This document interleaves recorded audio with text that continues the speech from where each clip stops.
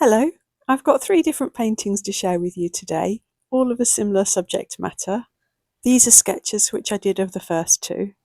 I decided to start them off at least with gouache paint, and I also start with this new Studio Synthetic flat brush. It's a 1/2 inch from Jackson's Art. I'm using a variety of gouache paints, including this Winsor & Newton Perylene Violet, which was in my recent big watercolour bundle. And I started off with swatching it out. It's this gorgeous purpley one here. And these are my other Winsor & Newton designer gouaches. I've mixed each of them with increasing amounts of white. And I'm also using this dried gouache palette, which is mainly M.Graham gouache. It's totally dried out now, and there's a little bit of cracking, but they're all quite sound. Quite a few of these colours are my own mixers. And then finally, I've got these 3 new Schmincke gouache paints. I mainly use these 3 for the first layer of paint that I lay down, just to get the hang of how they mix and everything. So I've got 2 sketches side by side here, and they're both of the engine house at Wheelcoats in my village. They're each looking at it from a different approach. I thought it might be quite nice to do 2 at the same time, so that while I'm waiting for one to dry, I can be getting on with the next one. These are the 2 photos which I took for the references, and I've used both of these in the past. This is one of my friend's favourite places, and his wife asked me if I'd do a painting for his birthday that's coming up. I ended up doing 3 paintings because I panicked a bit and wanted her to have lots of choice. I'm never sure that my paintings are good enough, and it's one of the reasons that I rarely do commissions. I find them really stressful. I start off then by spraying my dried palette with water. Though as I said, I mainly end up using the 3 Schmincke paints for the first coats. As with most of my paintings, I start off by filling in the main areas just with a loose wash of paint. I'm not worrying too much about the colour being right or any fine details at all. I'm just filling in blocks. I'm using Canson XL watercolour paper, and these first layers of paint are quite thin. I'm keeping this first section of video in real time so that you can see what I'm doing. I'm not claiming that this is how you're supposed to do gouache painting, by the way. This is just how I kind of enjoy doing it. I haven't done any formal learning on the medium though. I'll mention here as well that I really did enjoy using this Jackson's brush. The bristles were very responsive and just behaved how I wanted them to, and it kept quite a nice sharp edge. I think when I paint the sea here, you can see kind of what I mean.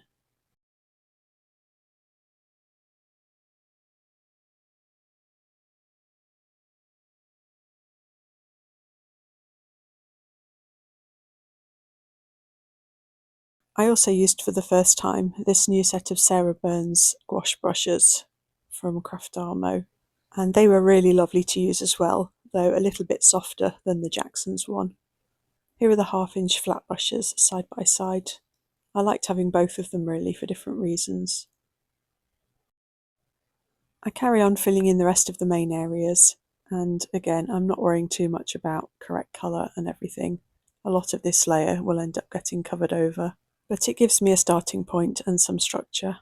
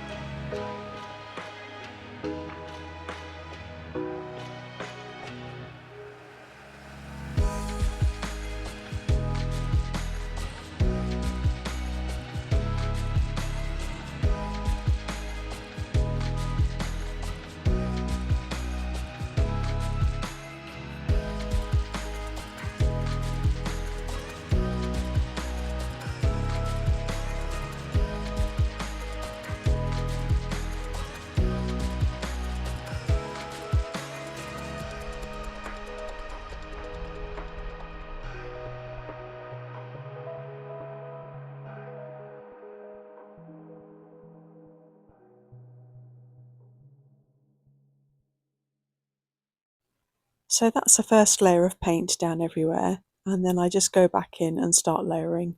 I start following my reference photos a bit more carefully and picking out more details. My paint starts to get a bit thicker too, especially where I'm putting a lighter colour over a darker one.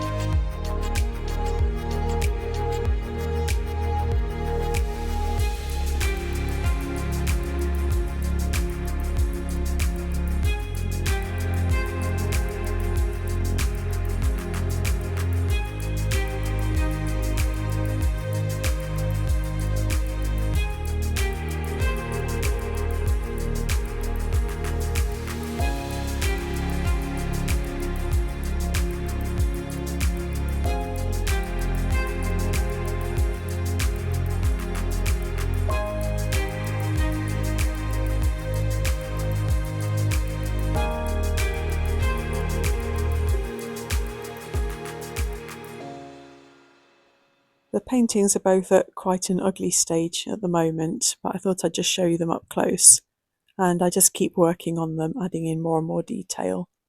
So here on the left hand one now, you can see that I'm putting smaller and smaller details in, like the fine grasses and stones in the path. And then here it is again, pretty much finished now. I decided to add some soft pastel over the top to soften out some areas. In particular, I did this in the sea and sky. And then on the right hand one, I've kept this looser overall, but you can see I have put some more details in and also used some soft pastels on that as well. So then, as I said, I panicked a bit that there might not be enough choice for the lady to choose for her husband. So I did this third sketch and painted it in a different style. This time I completely blocked out separate areas and painted each block with a different watercolour.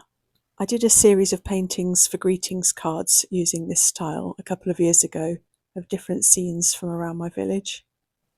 For almost all of the segments, I used quite heavily granulating watercolours. I painted this away from home, so as well as my art toolkit, I bought some extra granulating paints with me. Here are all of them along with their names alongside the finished painting. You can see how the granulation of the paints adds more interest to each of the individual areas.